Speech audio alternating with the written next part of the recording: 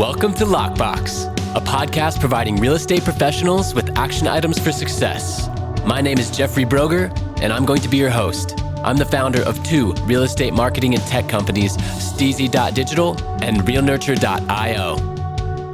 In this podcast, you'll learn from top 1% real estate and mortgage brokers the exact secrets to their success. Welcome to Lockbox. Welcome to the Lockbox podcast. My name is Jeffrey Brogger, and I'm here with Ron Halliday. Ron, how you doing? Doing great, Jeffrey. How are you today? Fantastic. Thank you. Why don't you tell our listeners who you are and where you're from? Well, as you mentioned, my name is Ron Halliday. I live in Minneapolis, and we're busy investing in real estate. Very good. Very good. And it appears that you have a background in different industries and a focus on Six Sigma. And, you've now brought that into the commercial real estate space. So why don't you tell your story of how you got into real estate? Sure, absolutely.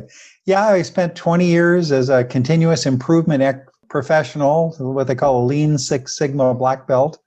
So my job was really helping industries make their processes, better, faster, cheaper. So I worked for a number of different companies in many industries, really started out in the foundry and machining industry. And I had jobs with information services, all sorts of manufacturing, worked for MoneyGram International for a while, pure business, IT type processes, worked for a food service company that made donut icings and that sort of thing. Did some consulting, all over the Midwest and actually down as far as Mexico for different businesses. So it's very interesting. I enjoyed doing it, but actually kind of the real estate came in. My wife was a nurse, and she retired about 5-6 years ago now. And when she retired, she decided she wanted to do something different. So she went and got a real estate license. And so we got interested in real estate. She drugged me to all these meetings and, boot camps and everything. And we ran across fortune builders. So we kind of joined up with them and got sort of an intensive education in real estate. So then we started buying small multifamily. So we have some duplexes and some triplexes, bought a number of single family homes. We sold some contract for deed, done a couple of flips. Then we decided that the smaller properties, there just wasn't enough bang for the buck. It just seemed like there was a lot of work for the amount of return. So we decided to go into commercial real estate, something bigger. So we started out looking at multifamily, and I met my partner, Dave Peters, and he was big into multifamily. And so we were looking at that, very intensely. I liked it, but the deals just weren't there. The cap rates have gotten so compressed, it just didn't seem like there was a lot of value there. So we actually stumbled upon hotels. And so now we're investing in hotels. The big advantage of hotels, of course, is there's multiple exit strategies. There's, a struggling hotel on every street corner, and we can buy them relatively cheaply and then turn around and reposition them in the marketplace. And you have multiple options. I mean, we can run it as a traditional hotel. We can run it as what we call hybrid housing. So you run part of it as a traditional hotel, part of it as weekly and monthly stays, or we can convert it to micro apartments and, aimed at like senior housing or, workforce housing, that sort of thing. So there's a lot of opportunities and there's a lot of money to be made. So awesome. So with the hotels, how are you sourcing your deals? Well, we work with a number of different brokers. Actually, we found a few of them just on LoopNet. And then once we started inquiring, all of a sudden the brokers started sending us deals. So we've got one hotel we own and are operating now. We've got one more under contract. We've got 2 signed LOIs and about 5 more we're negotiating on. So awesome. And so you have a broker network that developed pretty much organically, it seems. Once you got into this space, now brokers are sending you the deals, so you didn't really have to focus on that too much. So you guys are equity, right? Your capital. Well, we raised the capital. I mean, we obviously have some capital of our own, but we're syndicating the deals and then, raising money. So far we've been using local banks and SBA, for the main part of the funding, and then raising the capital for the down payment, any needed repairs, operating expenses, that sort of thing. Got it. Okay. Interesting. So yeah, you don't even have to raise the capital or really take very much risk. You're having the deals found for you, and then you're helping them source that capital once the deal is there, and who is running the hotels? Actually, we are. That's the Okay. most interesting part. Got it. Yeah, that is interesting. Because I was like, okay, now do they have a third party management company for that portion? Like, how is this structured? That's pretty interesting. And one of my associates had brought up the idea of renovating hotels and transferring them into multifamily, either apartments, condos. And I said, sounds like a great idea, but you have zero experience doing that. And it's kind of an unproven model. But here you are. And, you're somebody who is pioneering that and is doing it, in and out every day. So with that being said, you have your first one under contract, some LOIs, some other things. So are you solely focusing on hotels? Is that your number one and only thing that you're doing? I'd say that's the main part of our focus right now. Again, since we're managing them, taking each one on and then, getting the staff lined up. Well, obviously you buy the hotel, it comes with staff. So you have to first vet the current staff and figure out if you have the right people or are the right people in the right seats, and, what's working well with the property and what isn't. And so it takes some time and some effort on our part to get each one really optimized. So we don't want to get too far afield. We have looked at some other deals. I mean, some pure conversions where we just got a deal the other day to look at. It's a hotel that was actually damaged in a hurricane, and somebody bought it and then stripped it down to the studs, and it's just sort of sitting there. So we're kind of looking at that to see, would it make any sense to buy that? And that we would probably convert to a multifamily of some sort. But then you just have to get into what's the cost of conversion, and can it support itself, the debt service, et cetera, once you figure out what you have to pay to buy it and then pay to renovate it, and then the holding costs, once you rent it out, since these are micro apartments, you're not getting, large rents. I mean, that's kind of the beauty of it. It's sort of affordable housing. But with any affordable housing project, it still has to be able to pay its own way. Right. The big plus would be at the end when you sell it out, if you buy it cheap and then can sell it with a 6 cap, there's significant capital there. But you don't want to be dumping money into it every month in between. Absolutely. So is cap rate the only measuring stick, or are you looking at those other exit strategies when it comes to hotels and using that to hedge your bets? Well, actually, we're planning on operating them. So we're buying them so that if we can maintain, a 50 or 60% occupancy with our mixed model, it'll make money. And we're hoping to be able to drive the occupancy above that. The biggest thing we see in the hotel space is people just do a horrible job of marketing. Right. Most of these hotels are branded, and the brands don't advertise your hotel. They advertise the brand. And some people are brand sensitive and they have their little reward points or whatever, and they're, specific to a brand, but those people are few and far between in my experience. Most people who are coming into town, if you're just going to stay for a few nights, you want a comfortable bed, free breakfast, and, it's clean and it's safe. That's all people want. And if it's, $10 cheaper than the Hilton, then that's generally what they're going to go for. Now, with our extended stay market, that's really more, the traveling nurses, the contractors are in town for 4 or 5 weeks to do a job, people in transition, they're new to town, maybe they bought a house that isn't quite ready to move into, you got to stay someplace for 6 weeks or 8 weeks. I mean, kind of if you think about it, if you want to go someplace for 7 days, a traditional hotel is kind of the perfect option. If you are going someplace and you're going to stay there 6 months or more, you can start looking at an apartment lease. But if you're in that gap between 7 days and 180 days, what do? Well, the traditional like extended stay America, that kind of stuff, they certainly exist, but they're really expensive, $2,000 a month to stay in a place like that. Right. If we can put our hotel out there and have extended stay rates that come in, $500 or $600 less than the extended stay hotels, then we think there's a significant market. It certainly worked on the hotel we have now. And it really goes down a lot, as I said, to marketing. So a lot of internet marketing and just letting people know it's out there. Well, now you're speaking my language. Who's doing your internet marketing for you? Do you have a firm that you work with? There is a firm here in town we've been working with, but we're using a lot of Google AdWords and, Facebook type marketing, that sort of thing. Again, I'm not the marketing genius. My partner kind of handles that side of it, but I know that we're doing a lot of it, and it ain't cheap, but it's working. Right. Well, there you go. I mean, if it's filling and you're at that 60% plus occupancy, or at least getting there on your timeline, then it's doing its job, right? Yeah. Well, the one we have now is actually full. It's 100% Amazing. full.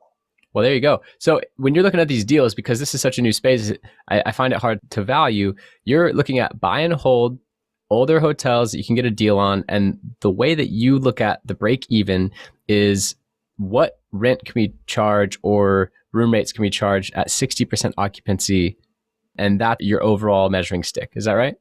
Yeah, that's kind of it in a nutshell. I mean, we'll look at a property and say, okay, what is it going to cost to buy it? What does the owner want for it?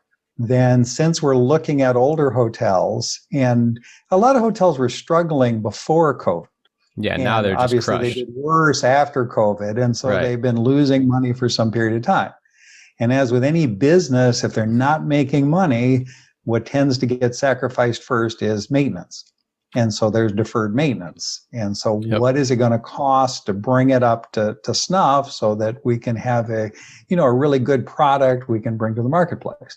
So if we're going to buy it for, I'll just throw out some arbitrary numbers, say you're going to pay $2.5 or $3 million to buy it, and you have to put $1 million into bringing it up to where you want it to be. Then you got $4 million in the deal. You have to go back and look and say, okay, what's the average rates for a 3-star hotel in that area? That's the most you can get on your nightly rate. And then you can, ratchet it down a little bit there for the weekly and monthly and see where it goes and see how long it's going to take to recoup. Yep. And then it goes to the city too, because most cities have zoning, as I'm sure you're aware. And in some places, hotels have a different zoning than multifamily. And so if it's zoned for hotels right now, the city may or may not be amenable to changing it to multifamily. Or they want multifamily. It just depends on what their need is. And so we look at that side of the equation too. What does the city want? What does the community need? Where is the, highest and best use for this particular property? And then, well, there you go. Do that. Highest and best use. So as a real estate agent myself and a marketer, talking about going to the city and trying to rezone something is like my worst nightmare. Like I want to stay so far away from that. I don't even want to be a part of that. That's my view. That's going to take months. It's probably not even going to go through. Let's just do something else with it. But you're going that extra mile. And in certain cases, you're prepared, if I'm understanding you correctly, to go have a hotel rezoned as multifamily, and then go through that process, and then also fix it up and keep it, which is interesting. I'm curious if, as this idea develops and more people get into the market, if there will be a flip, kind of like a 6-12 month multifamily flip type of mindset, where someone comes in, they buy something that is, like you said, in disrepair. They do the repairs and they raise the rent or the room rates. And then 6 months later, 12 months later, they sell it for a 13x multiplier on room rates that have been raised, right? And then they can profit X in 6 months, and the money is turning really fast. I know a lot of multifamily guys that do that. But because this hotel thing is so new, it's not like you have all these buyers out there waiting to purchase these freshly refurbished hotels. So do you foresee that in the future? It certainly could happen. I think the issue right now really is that a hotel is much more of a business than it is a real estate investment per se. Because multifamily, pure multifamily, traditional multifamily is a real estate investment, right? You invest money in the property. Most multifamily deals, they have outside management that they pay. It's really not terribly hands-on after you get past the due diligence, the closing, the rent it up, get it going, and then just let it really run. So I think people understand that, and so there's many buyers out there that want to take that on. They're willing to make the investment. I don't think there's too many people right now that want to take on managing a hotel. Right. And we haven't found any good third-party people who could manage it the way we want to manage it, right? This is kind of a new business model. And so there just isn't the competition out there right now. Will there be in the future? I think there will, because, hotels are really struggling right now. There's, hotels going out of business every which way. And with all the, PPP money and all that stuff that's extended people, longer than they would have made it otherwise, we haven't really seen the crest of the foreclosures and the issues coming up yet. But I think we're running to the end of that. And pretty soon there's going to be a lot more hotels on the market. I mean, they were just overbuilt, and there just isn't the demand to support them, and even without COVID. And then you had COVID on top of it. It's just a whole different kettle of fish. Yeah, obviously, everyone's looking at the future with their version of a crystal ball, and I appreciate that future glance. I think that's really spot on, and it's based on data, which is a lot more accurate than some people just going off of a feeling. So yeah, I appreciate that. And I want to talk to you a little bit about the Six Sigma approach that you've been able to bring into a commercial real estate firm. My listeners are top 1% real estate and then mortgage brokers. So the Six Sigma formula, format, concept, you're a Six Sigma black belt. It's heavy in lean, right? Being as lean as possible, creating, if I understand correctly, I'm going to let you talk here in a second, but creating pull at the end of the supply chain so that you're not just like trying to push products that aren't being bought. Like there's a lot that goes in that. And I'm really curious, what insights you brought to a commercial real estate team that you've been able to then stay super lean, be running on, data and analytics, and just really making smart moves from day one. Can you elaborate on that? Sure, I can try. A little bit of history. Six Sigma really came out of Motorola in the 80s. Okay. And it's very much data driven, statistically driven. So it's very much about the math. So I wasn't totally wrong. No, you were right. You were right. But what they were looking at, they were running a silicone foundry. So basically they were making ICs. And in the 80s, when you made ICs, you start with a big wafer chip, you put it in this machine and you deposit all kinds of ions on it and you do all this stuff and there's all these things happening. You get all done and then you take that chip and bust it up into the individual ICs. And what they were finding is that one run, they'd have 90% good ICs and the next one, they'd only have 70% good ICs. And the difference in value was, $1 million. Right. They're very expensive in the 80s. Right. So they started looking at what are the inputs to the process that actually determine the output. Obviously, a lot of inputs are going in. Some of them really make a difference and some don't make that much difference. And so they started doing statistical analysis and what's called design of experiments and things to figure out what inputs control the output so they could get what they wanted. And that became sort of a school of continuous improvement. Now, lean manufacturing really came out of Japan and out of, a whole different mindset. After the Second World War, the Japanese really didn't have much of anything. I mean, they'd been bombed out and their industry was in a shambles, et cetera. And our government decided we should go in and help them rebuild what was called the Marshall Plan. And with the idea that if we could take Germany and Japan and make them contributing members of the international community, we wouldn't have to have World War III. Okay. And so that's kind of what we did. We went in there, we helped them build up their industries, et cetera.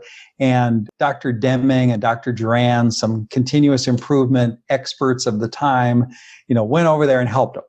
And really what they were doing was building strong processes, but the Japanese had very little to work with, right? So they really had to learn how to do as much as possible with as little as possible. So it's very much creativity before capital. And so they kept working on their manufacturing processes and they got very lean. They were very lean in their supply chain. They didn't keep a lot of material on hand, but when they first started doing it, they did it because they were poor, not because they were smart. And then once they figured out how cool that was and how, and so they became famous for that, for running their supply chain very lean. And if you think about it, it's really a good thing. You don't want to have a lot of material sitting around, because anytime you have material sitting around, you have to store it, you have to inventory it, you have to move it from point A to point B. You got money tied up in it. Some of it gets obsolete. Exactly. The money tied up is the biggest thing.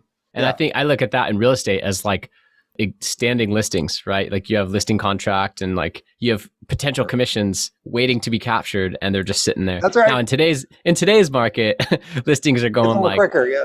Now you have to find the listings. Yeah, exactly. They're going 50K, 80K over asking in days. Yeah. Okay. So now you want to circle it back to real estate? Yeah. Oh, absolutely. I'm sorry. You get me started on the soapbox and God only knows what's going to happen. No, I think that was a great explanation. Now everyone is, understanding of Six Sigma, Lean, and that they're different, but they all kind of serve this same purpose that you are now offering this commercial real estate brokers you've joined or partnered with. Right. Yep. And absolutely. And kind of what's happened in recent years is become Lean Six Sigma. So they kind of doing tools from both the statistical tools from Six Sigma, the Lean tools from Lean, the, eliminating waste, which is what it's all about. But anyway, bringing it back to real estate, where it really fits in is building those strong bulletproof processes. So what we found in manufacturing is that if you perfect the process, you'll always get the right outcome. Whereas if you focus on the product, what happens is each product becomes a science experiment. And so it's kind of the opposite of the old way of thinking where we would say, we don't care how you do it, just get the job done. Well, now it's really all about how did you do it? What was the process? And if you follow the right process, then you'll always get the right outcome. And so really around real estate, it really has to do with figuring out what are you trying to accomplish? I mean, what process are you working on? And then, brainstorming with the subject matter experts to figure out what's the best process. I mean, between us, how can we come up with the best process? Then we document it and we train everybody and make sure everybody's doing it exactly the same way. Whether it's a sales call or whether it's entering information into the database or, running active campaign, whatever, we want everybody doing it exactly the same way. And I think that's where the Lean and Six Sigma really feeds into real estate. Interesting. So all the scripts, all the standard operating procedures, all the different systems that have developed around different brokerages, those are examples of the different processes. And then not focusing on the outcome of, the cost per lead or days on market or those things, but focusing on more of the how, right? Like, okay, how did this happen? I like that approach where you take the focus off of the result. You take the focus more on the action and also then what string of actions and in what sequence and, in exactly what way so that you can create that consistency. Because at the end of the day, customer service is consistency, right? Having a consistent experience, whether they're talking to the head broker, whether they're talking to the assistant, whether they're talking to, right, like Ritz-Carlton, you'd have a 5-star consistent experience every single time you step foot on Ritz-Carlton real estate. And so that comes from all of these stringent procedures that are in place to have it be a consistent experience. So that makes sense. And I think that's going to be interesting to our listeners, just taking a step back and looking at those different processes that are in place. If you have someone on your team that particularly does one thing really well, but then, other members that have that same role might not do it as well as that person, maybe it would be a good idea to ask them to review their process. Right. And then maybe make a standard operating procedure around that and train on that. Because if one of your agents is money on the phone and everyone else is really struggling, well, that's going to affect everything. That's going to affect the bottom line, right? It's going to produce less revenue per agent. So I think that's a really interesting approach, especially to real estate in the modern world when a lot of brokerages are trying to scale. Absolutely. Well, that's an excellent observation. I mean, what we used to do in industry is say you're talking about welding. So you go into the welding department and you pool all the people and kind of figure out who are the best performers in the welding department. And, everybody can tell you, or you can look at the production, whatever. Then you sit down and talk to the best welders and say, well, how do you do it? What is your process? And you sort of map out the process. And then if you have 2 or 3 experts, they can each talk about their process. It's probably slightly different. Work together and figure out, well, what's the best process? Right. Then document it, train everybody to do it the same way. And now everybody's performing at the level or very close to the level of your better performers, whereas before they were lagging because they were following a different process and it wasn't as good. Right. So you mentioned Active Campaign, and that might just be one software that came to mind, but do you have a standard operating procedure software that you use? Something to document these? Don't per se. I mean, what I've always used is Visio. So do what we call a process map. And so basically it's just little boxes with each step and an arrow to the next step. And if there's a decision, you put the decision in here. If it's this, you go here. And if it's that, you go over there, and, just document them out that way. And then to map the process and then go back to either your Word documents or whatever and actually, write out the instructions, what we call it. And then, of course, screenshots, if it has to do with the computer. Often we use, just pictures and things, do this, click this button, put this box over here, put that piece of information there, like that sort of thing. Right. Okay. That makes sense. And I use, it's like Draw.io or something like that. It's a Google, I'm in the Google suite of products for my business. So I use Drive, and then it's a Google Drive edition, but it's totally free, but you just have to download the little Chrome plugin, and then you can do exactly what you're describing. Boxes, arrows. Like I have a customer service SOP flowchart, and my customer service, representative can then go through it. And if a question comes up, boom, here's the answer. If it's something new, they can ask me and then add it to it. Right. So it has over time increased customer service to the end user and taken my time from doing that off the table. So it's a win-win. Yeah. So you kind of got a combination of the process map and like a decision tree kind of thing. That's great. Yeah, absolutely. So that's really interesting that, it's in line with what you're describing. And really, I think the biggest takeaway was focusing on the how and being open to that collective feedback and that masterminding of like, okay, this person, everyone agrees this person is great at this, right? Yes, and then buy everybody into it and then like do a little case study on them. And I think that's a really good process. And, what if brokers out there were to do this on different areas of their business? And if their goal was to double top line revenue, right? They want to go from 100 million in transactions to 200 million in 12 months. Mm-hmm. Well, instead of looking at that one number and trying to double it, what if they increased their conversion rate by 0.5%, and they increased that conversion rate from lead to an appointment by 10%, and then so that overall their conversion rate for online leads went from 1% to 1.5%. And then they just looked at these little aspects of their business that they could start to turn up the dial 5%, 10% here and there, and a compound effect of all of those better processes that are happening consistently. They're much more likely to then get to that doubled income number. Wouldn't you agree? Absolutely. Yeah. Well, I think it's really important when you're setting up your metrics, you want action-based metrics. So it's not how many deals did you close, it's, how many leads did you, or how many phone calls did you make today, or how many, deals did you evaluate? No, so this podcast, it's called Lockbox, a podcast providing real estate professionals with action items for success. Action. We're all about action. That's right. And the reason I named it that is because of my personal sales background and personal development background, which focused on exactly that, the leading indicators. You don't want to focus on lag indicators, which are commissions, transactions, right? That's all. It sounds nice, looks nice, it's awesome to talk about. But at the end of the day, if you focus on that, you don't have any type of roadmap or dial to crank up to get there.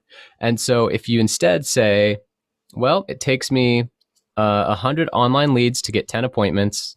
And when I then go on those 10 appointments, I end up getting, whatever it is, 50%, say.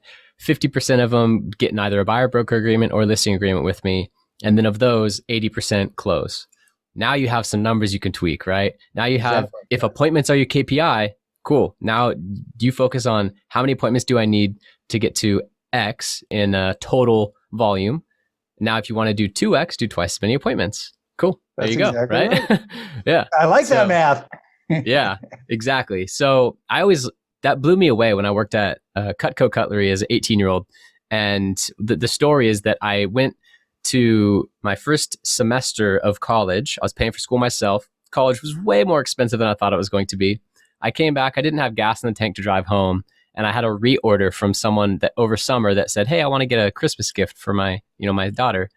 That reorder commission check of $120 got me home. I barely made it. And then I went into my office and said, hey, I remember that over summer, you, Mr. Manager, told me that if I ever needed to make a certain amount of money in a certain amount of time to come to you and you would help me break it down. I need $3,000 in 30 days before I go back to school. Nowadays doesn't seem like a lot. Back when I'm 18 turning 19, that's gargantuan, right? Like that's what kids make in the summer. Right. And I'm trying to make it in 30 days.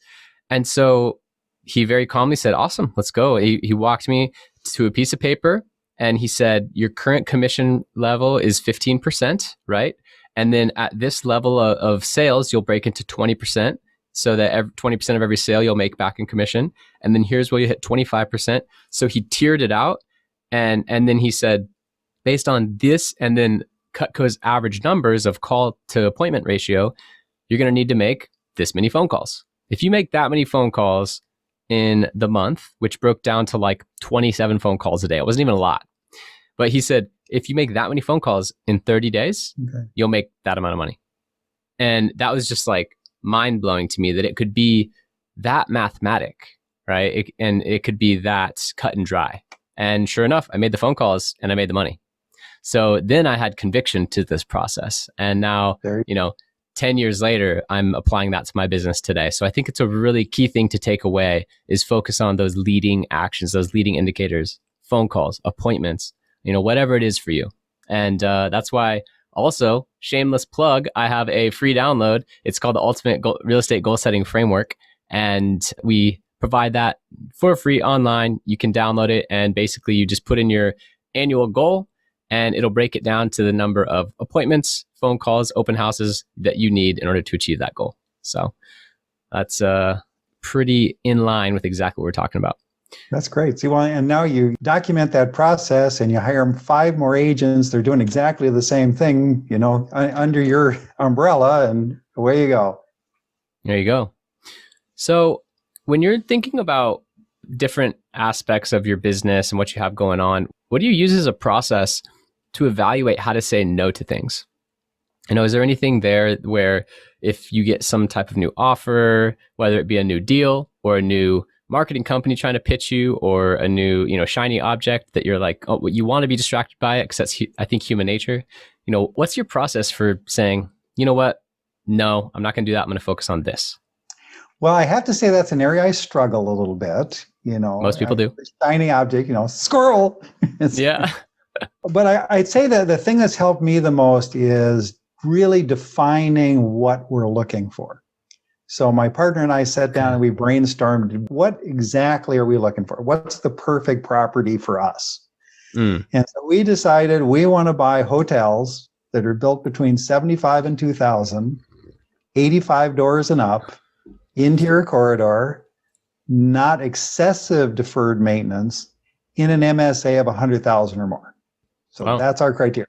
So if anything comes that doesn't fit that criteria, out the door. Now, obviously, I just told you we were looking at one that's been gutted to the studs and it's in North Carolina, whatever. Right. So we're not totally following our rule, but that's helped me a lot because we get so many deals coming our way. You have to have something to kind of thin the herd so you even know which ones to look at. That's interesting because I've heard that the most important thing in commercial real estate and investor type of real estate mainly is finding the deal.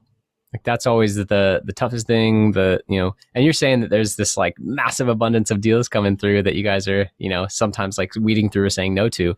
So is that all coming from that broker network and the brokers that you've been in touch with? It's coming from brokers, but really there's just a ton out on LoopNet. I mean, right now, distressed hotels are literally a dime a dozen. They're everywhere. Well, there you go. It's a place of opportunity for anyone else out there. Not to create too much competition for Ron here and his team, but he's looking for a very specific type, right? He mentioned those metrics. If you're okay with taking on different types, what maybe newer, right? Maybe after 2000 that he's not targeting, or maybe the ones that are, you don't care about deferred maintenance, like you'll put $1 million into it or whatever. Yeah, I think there's a lot of opportunity there. And you said LoopNet? Yeah, LoopNet. It's just a free service. It's actually the free version of CoStar, which is where they list commercial real estate. Got it. All right. Well, I like it. We've got the best leads from the brokers. As I say, we started out looking at ones on LoopNet, just anything we found that looked halfway interesting, call the broker, start talking to them, let them know what we're interested in. It seems like every one of them had a pocket listing that, hadn't come out yet, that, it was better than the stuff we found online. So I think it really is the broker network is the key, but there's lots of them out there. But you're right. I mean, and we're focused in the Midwest, so we're only looking at stuff within a 12-hour drive in Minneapolis, because we want to get our processes honed and our systems all humming before we decide to leverage outside of that area. Right. That makes sense for sure. And what you said about you putting in the footwork initially, which then attracted the attention, I think that's also key, right?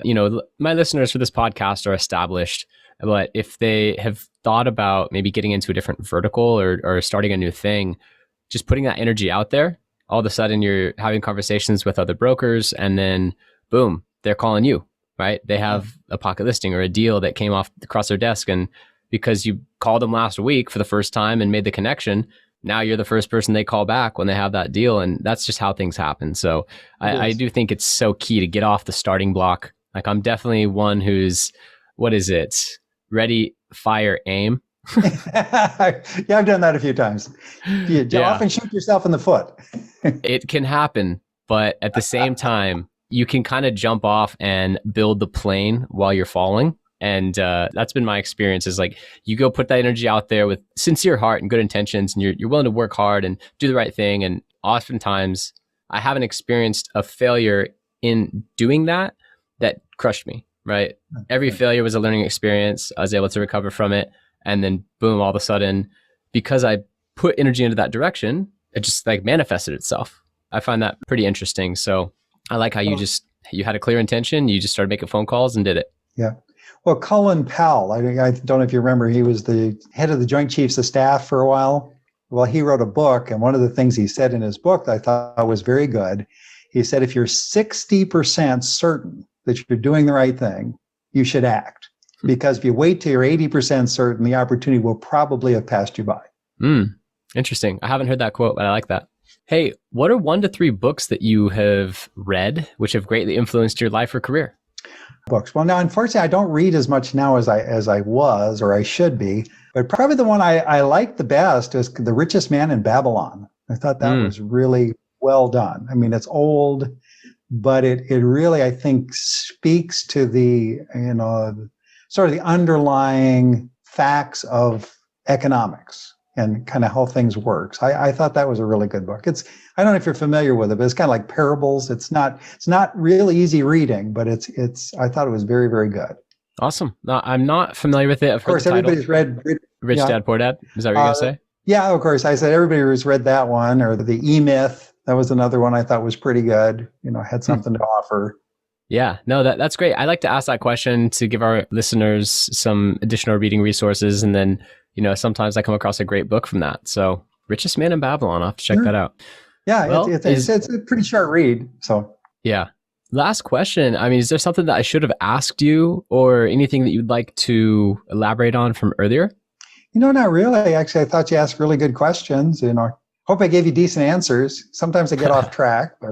No, absolutely. I think this was a unique interview that our viewers will appreciate, because it touched on not only a unique commercial real estate opportunity, which a lot of people aren't thinking about, but it also touched then on processes and the lean thinking. Because a lot of brokerages out there, they've gotten to a point where, they're spending $60,000 a month in marketing, and they have this payroll and this and that and all these things. And you just know that there's so much fat that could be trimmed and so many processes that could be honed to get that running smoother, right? So that's what I think is the biggest takeaway from this particular podcast is, if you feel like you could probably be generating more revenue per employee, which is a metric that lean startups, or it's a concept, I think, from Scaling Up. How much revenue do you want to have per employee? Not only your agents, if you're a broker, but also your admin and all the people in your office. Like, if you want $1 million in revenue per employee and you have 10 employees and you're not at 10 million, I guess that's not even a lot. If you want 10 million per, because I know a lot of 10 person teams that are doing 100 million. If your goal is 10 million per person in your organization, well, don't stop until you're there, right? Start to look at how you can improve efficiency, let someone go. If it's the right time to let somebody go and they're just dead weight, bring a new person in that could potentially then upgrade everything else, focus on those processes. I think it was a great interview. So I appreciate you being on here, Ron.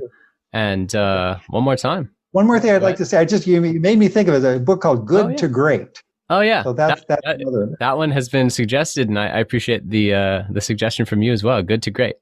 All right. So check out Good to Great. And anybody who's interested in hotels, please go out and check out firstfloorequity.com. Yeah. How can they get in touch with you? Just go to the website?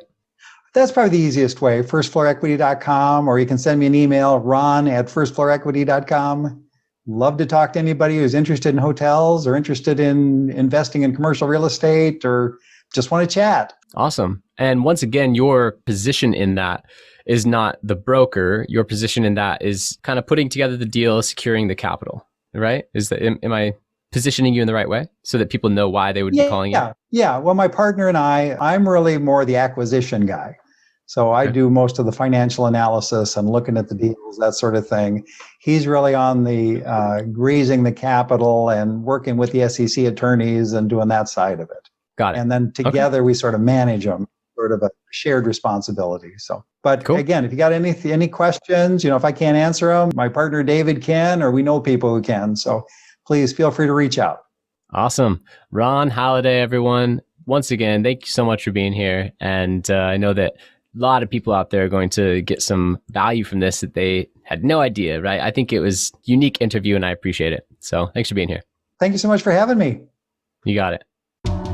Thank you for listening. If you want to accomplish your real estate goals, then I highly suggest downloading my free Ultimate Real Estate Goal Setting Framework.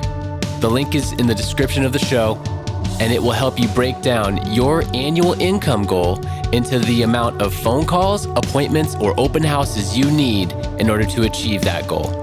Thank you so much, and we'll see you next time.